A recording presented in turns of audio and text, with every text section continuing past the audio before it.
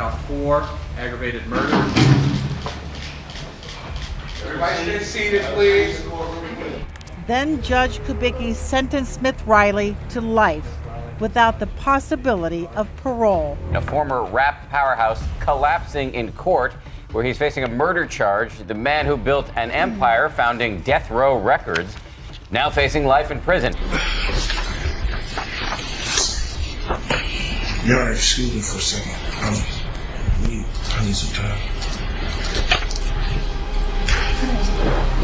When a killer steps into the courtroom, you never really know what's going to happen. Some shout, some break down in tears, and others try to taunt the victim's family. Hearing the words, "You are sentenced to life without parole," is a moment most of us can't even imagine. When a judge delivers that sentence, it's the end of the line. The rest of your life will be spent behind bars. For some murderers, hearing those words pushes them past their breaking point. In today's video, we'll dive into 5 cases where notorious killers collapsed right in the middle of the courtroom. Brace yourself. These cases are truly shocking. As to count 2 in that case, felonious assault, a felony of the second degree, it is ordered that the defendant shall serve a term of 2 years in prison on that count.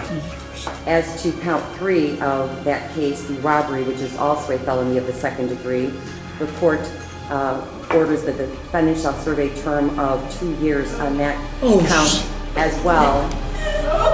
First up is the infamous story of Anthony Kirkland, the serial killer who targeted innocent young women. Count 4, aggravated murder. Everybody stay seated, please.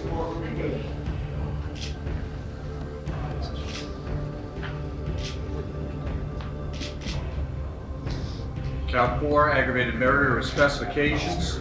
Anthony's 2009 arraignment in Cincinnati, Ohio, felt like something out of a horror story. At 40 years old, he found himself back in court after serving 16 years for the 1987 murder of Leola Douglas. This time, however, the charges were far worse. He was accused of multiple violent crimes, including the murders of several more women and teenage girls. Each of these victims was brutally strangled, and to conceal his crimes, Anthony burned their bodies to destroy any evidence of sexual assault. The human carnage that he committed is almost unimaginable. As the arraignment began, the judge started to read the long list of charges: attempted rape, aggravated murder, aggravated robbery, all with specific details that made it clear Anthony wasn't walking away from this easily. But before the judge could finish, something strange happened. Anthony, standing there listening to the charges, suddenly collapsed. Right there in the middle of the courtroom, he fainted. Kirkland's eyes teared up as the 12-count indictment was read in Judge Charles Kubicki's courtroom. Then all of a sudden, the unexpected happened. Count 4, aggravated murder. Kirkland fainted, dropped to the floor, was revived, and pled not guilty as the hearing resumed. Apparently feels sorry for himself.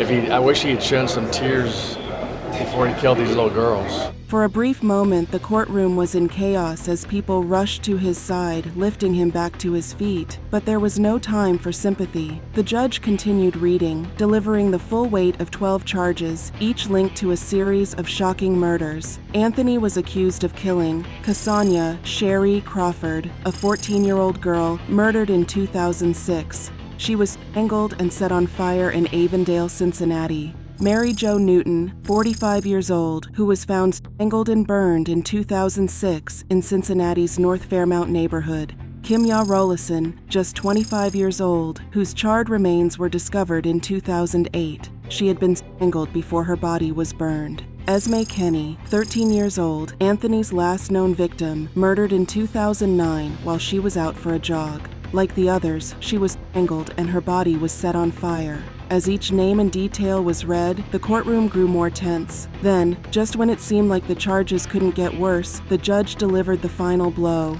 the death penalty. Serial killer Anthony Kirkland now officially sentenced to die. The judge agreed with the jury's recommendation. Today, the victims' families had their chance to speak with the man who murdered their loved ones. John London has the number 2 story. John? Yeah, Jack, Anthony Kirkland officially has a new number tonight, 162. That's now his place on Ohio's death row. Anthony, now back on his feet, pleaded not guilty, but everyone in the room knew what kind of man he was. Later, before the trial even started, another murder charge was added to the list. Anthony was linked to the 2006 murder of Kimya Rollison, a woman whose death fit the same horrifying pattern. Unfortunately for Anthony, his fainting spell in the courtroom wasn't going to save him. His monstrous acts had already sealed his fate. Those alleged victims were Cassandra Crawford, Mary Jo Newton, and Esme Kenny. Crawford's grandmother called the fainting phony. Do you know what I wish? I wish they would kill him 10 days after his sentence. Next up, we have the bone-chilling case of Jaleel Smith Riley. If you thought Anthony's reaction was bad, wait for this one. Smith Riley receives a life sentence. He is not eligible for parole. It all went down on a quiet street in Norwood, Ohio in 2013. Jaleel, just 23 years old, made a decision that would ruin countless lives in one night. He and two others approached a car parked on Carthage Avenue, where 22-year-old Portia Brooks and her boyfriend, Aaron Martin, were just sitting, minding their business. They had no idea their night was about to turn into a murder scene. Jaleel and his crew had guns drawn, planning a robbery. They ordered Aaron out of the car, but when he didn't have any cash on him, things went sideways fast. Smith Riley shot Aaron in the head, just like that. Aaron survived, but the bullet left him with permanent brain damage. Then, as if that wasn't enough, Smith Riley leaned into the car and fired at Portia. 3 days later, she was gone. The attackers fled the scene, leaving a bloodbath behind. A passerby saw the carnage and called 911, describing the horrifying scene. Aaron lying outside the car, bleeding from multiple places, and Portia inside, her life slipping away. Help came too late for her. Police say they were random victims of a robbery gone horribly wrong. A woman killed on a Norwood street, her boyfriend critically injured. Luckily, Jaleel didn't stay free for long. He was arrested and charged with murder and attempted murder. To avoid the death penalty, he pled guilty, hoping to save himself from the needle. But even as the sentencing date approached, he had a change of heart and tried to withdraw his plea, like he thought he could just undo the damage. At the sentencing, Portia's family poured their grief out in front of him, laying bare the devastation he caused. Portia's mother stood up, broken but furious, saying, "He killed me mentally, emotionally. He killed my identity as a mother of 3, a family of 4. This is all I have left because of his greed." She held up a framed picture of Portia. "I kiss her, I talk to her, but I get nothing back, just the cold reality that she's gone." Portia's sister was just as shattered, demanding Jaleel never get a chance at freedom. He wants parole? Well, I want my sister back, but I can't have her, so he should never have freedom either. The 2 victims were in a car. The defendant ordered one of the victims out of the vehicle and attempted to rob him at gunpoint. Smith Riley rolled his eyes. Investigators say he and 2 others stumbled on the victims and decided to rob them. Smith Riley allegedly held them at gunpoint, then opened fire, killing Portia Brooks. Then it was Jaleel's turn. He got up, probably feeling the weight of his crimes for real now, and begged the court for mercy. His lawyer tried to convince everyone that Jaleel was genuinely remorseful, that he thought about what he did every single day, but no one was buying it. When the judge finally delivered the sentence, life without the possibility of parole, it was like a switch flipped. Jaleel broke down and collapsed in the middle of the courtroom, unable to handle the reality of spending the rest of his life in a cage. In the end, Jaleel got life, no chance of parole. Four defendants serve a term of life without parole. As to count 4 for the offense of attempted murder, violation. This reaction from a confessed killer was the last in a series of intense moments in this Hamilton County courtroom, and exactly what the victims' families asked for. I have to deal with life without Portia, so he should deal with life without parole.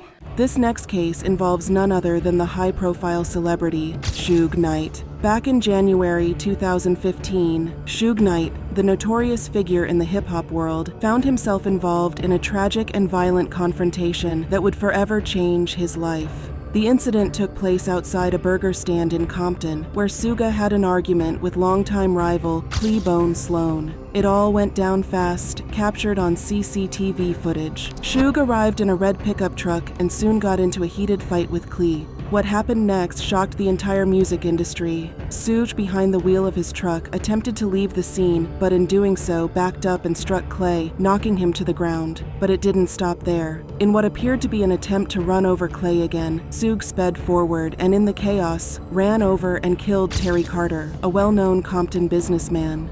Klee survived the incident, but with serious injuries. Terry Carter, however, died instantly. Okay, we're on the record in P versus Knight. Defendants present, all counsel are present. This matter is here, among other things, for a bail motion. I've read and considered the motion by the defense. I've read and considered the memorandum by the people. Following the deadly hit and run, Suge Knight turned himself in to the police, doing it in true Suge style, wearing sunglasses and puffing on a cigar. But his swagger didn't last long. During a bond hearing, as his defense tried to fight against the staggering $25 million bail set for him, Suge collapsed in the courtroom, claiming health issues. Suge was rushed to the hospital, with his lawyer insisting that he wasn't getting proper treatment in jail for diabetes and blood clots in his lungs. But despite the medical claims, his bond remained sky high. As the case dragged on, Suge eventually reached a breaking point. In October 2018, he pleaded no contest to a voluntary manslaughter charge for the death of Terry Carter. The plea deal saved him from a murder trial, but he wasn't getting off lightly. Mr. LeBlanc, is that your understanding of the case settlement? Yes, Your Honor, it'll be a no contest. All right. Mr. Knight, is this what you want to do? Yes. Okay, a no contest plea is the same as a guilty plea. There's no difference. You understand that? Yes. Now, this may not apply to you, but I have to tell you that you're not a citizen of the United States. This plea can and will be used to deport you, to deny you the benefits of citizenship, and to deny you re-entry into this country. You understand this? So ICE is going to get me? You understand what I said? Yes. At his sentencing, Terry's daughter delivered a searing statement, full of anger and heartbreak. "Your actions after you callously murdered my dad in cold blood were calculating and deplorable," she said. "You have no respect for human life. Your unrepentant, remorseful, callous, and unashamed actions took my dad's life away." In the end, Suge was sentenced to 28 years in prison. It was the end of an era for a man who once stood at the top of the music industry. We're taking him to the hospital now, and the problem is still the blood clots to the lung, but it's really not being treated for the diabetes. You know, and it's just, I don't know why he hasn't been. I hope that they will, but there's nothing I can do about it, and there were no orders made by the court, so. Now, whilst Suge's case is disturbing, this one is sinister. This is the story of Kason Wilkins, the man who pretended to have a heart attack during his trial. Excuse me, hold on a second. Your Honor, excuse me for a second. I need some time.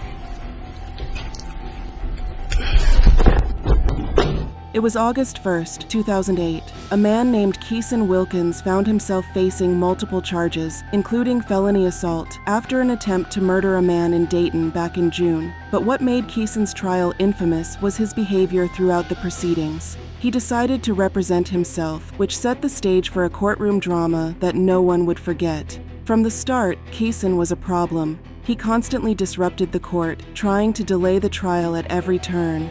At one point, he claimed the court was being unfair, accusing the judge and deputies of lynching him in a modern-day trial. You've had months to research this matter. This is why I suggested to you that you have counsel. Do not speak out in court again. Johnny, would you please ask the bailiff and the sheriffs to just go get a tree and bring it in here and just miss the hang him, let the lynching, because this is a lynching. I mean, this is a modern day lynching. That's what it is. Modern day lynching. Judge Mary Catherine Huffman, who had been patient up until then, finally had enough. She'd warned Kason multiple times that his antics were pushing the court's limits, but he kept testing her patience. He even tried to buy himself more time to prepare his defense, but Judge Huffman shut him down, reminding him he'd had months to get his act together. Despite the warnings, Kason kept causing disruptions, delaying the trial for 3 consecutive days. Then, during the questioning of a witness, Kason tried to pull off his most dramatic stunt yet. He suddenly clutched his chest and collapsed in the middle of the courtroom. Chaos ensued as everyone wondered if something serious had happened. The boneheaded barrister appears to suffer a heart attack. Your Honor, excuse me for a second. I need some time. And rests his case. The court medic rushed in, examining Kason, but quickly determined he was faking it. There were no signs of any real medical emergency. Judge Huffman, seeing through the charade, was unmoved, but Kason wasn't done. He slumped over in his chair, pretending to be unconscious, hoping that this would somehow derail the trial. He was acting like he was out cold, but his breathing was fine. He wasn't fooling anyone. That's when a court deputy decided to call his bluff. With a quick and clever move, they brought out some smelling salts, and just like that, Kaysen snapped back to life. It was a moment straight out of a dark comedy, but the trial had to go on. The judge asked if Kaysen had any more questions for the witness. He just stared blankly at the deputy, as if he had nothing left to say. Wilkins is examined by doctors, and the verdict is unanimous. He's faking it. Judge Huffman wasn't playing games. She reminded Kaysen that he had been checked out by medics, a nurse, and an EMT, none of whom found any reason he couldn't continue with the trial. His little performance wouldn't cause a mistrial, and she made it clear, in 5 minutes we're starting again, with or without you. In the end, Kaysen's efforts to derail the trial were useless. He was convicted on all charges and sentenced to 42 years in prison. Despite his wildest attempts to throw the trial into chaos, Wilkins's fate was sealed, and his new home would be a prison cell for the next 4 decades. Judge Huffman brings the gavel down on the knucklehead. Thank you, everyone. You can remove your weapons. Wilkins' legal career ends with a 42-year sentence. Now, last but certainly not least, we have the eerie case of Shanita Cunningham and Erica Butts, 2 women convicted of murdering a 3-year-old.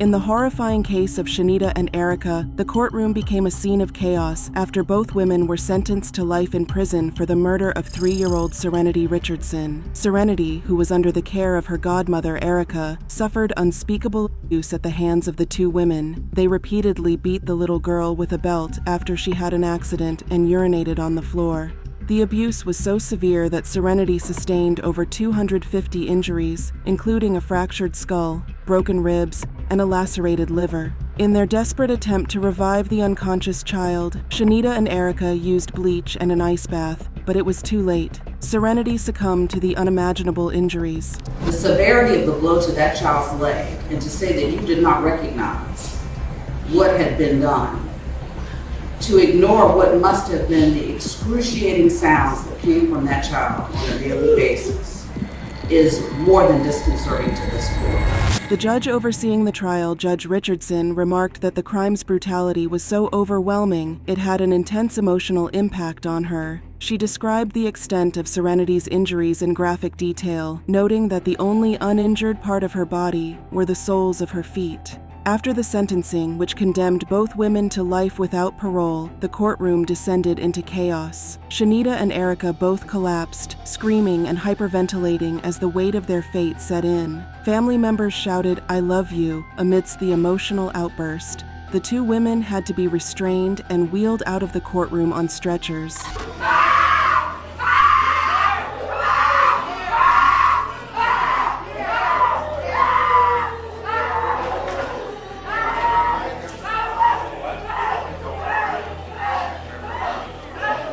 The entire scene was a devastating end to one of the most horrific cases of child abuse and murder that the South Carolina court had ever witnessed.